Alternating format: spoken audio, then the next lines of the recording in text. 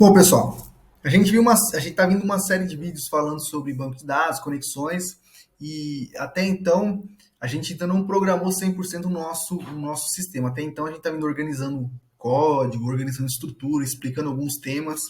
E agora a gente vai refatorar esse código que a gente montou de banco de dados da conexão, porque como eu comentei no primeiro vídeo sobre essa conexão, falei que essa conexão meio que padrão, a gente vai utilizar ela praticamente quase todo o nosso sistema.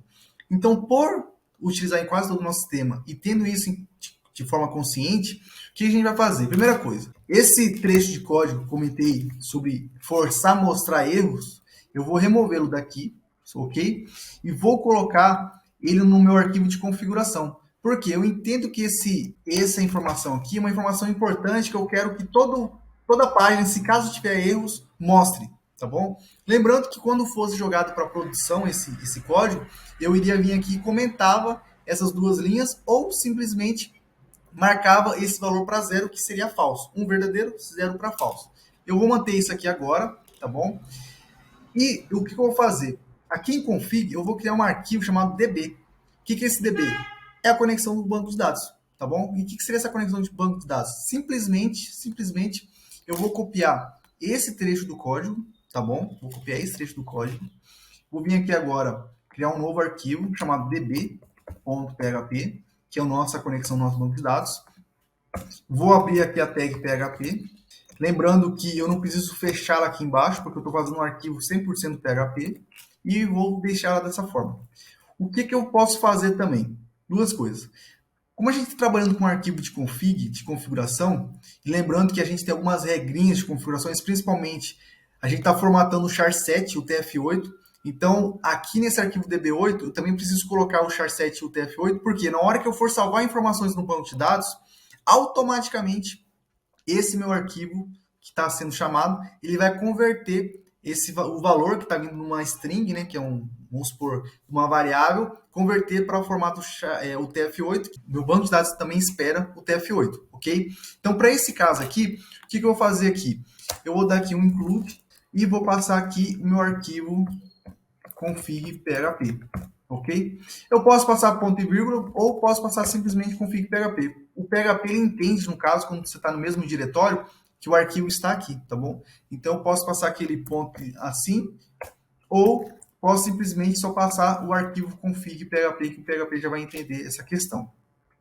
Bom, eu vou passar esse ponto aqui só para manter o padrão. A conexão aqui, o que eu vou fazer? Nesse arquivo config aqui, eu vou definir algumas variáveis que são variáveis constantes. Ou seja, já falei sobre o define em um vídeo anterior. Então, basicamente, eu vou copiar ela aqui algumas vezes e vou fazer o seguinte. Vou colocar aqui db host, tá bom? Vou passar aqui db no caso, vou passar db também user. E quando a gente trabalha com valores constantes, e por ser todo maiúsculo, aí a gente vai usar a separação underscore, tá bom? Porque no caso de uma palavra toda maiúscula, a gente não consegue trabalhar o case. E por ser constante, ela tem que ser maiúscula. Então, vou passar aqui db, vou passar aqui pass, que seria de password, e também passar aqui, no caso, seria o esquema, que seria o nome no meu banco de dados, tá bom? Tem um apelido geralmente chamado de esquema. E ainda, no meu caso ainda, eu vou passar mais um, que é db.port, que seria a porta, né, que ele está usando. Então, eu vou passar aqui, colocar o host, perfeito? Vou passar aqui também o root. A minha senha, sabemos que o champ deixa vazia. O meu esquema é o blog underscore phpando, tá bom? Que é o meu banco de dados que eu criei. E minha porta é 3310, lembrando que se for padrão, você não precisa colocar, pode manter o 3306 automaticamente. E o que eu vou fazer aqui agora aqui? Ao invés de usar esses tipos de dados aqui, eu vou colocar aqui db host, vou passar aqui db user, aqui vai ser db pass e aqui vai ser db esquema. E aqui também vai ser db porta. Então, dessa forma aqui, o que acontece? A gente deixou um arquivo config que é responsável para a configuração do nosso sistema. Então, se eu pensar alguma coisa hoje de alterar o usuário, alterar alguma coisa no meu banco de dados de conexão, eu vou saber que o arquivo config é para isso. E se eu precisar alterar qualquer coisa no futuro, o arquivo config que sempre vai ser responsável para esse tipo de situação.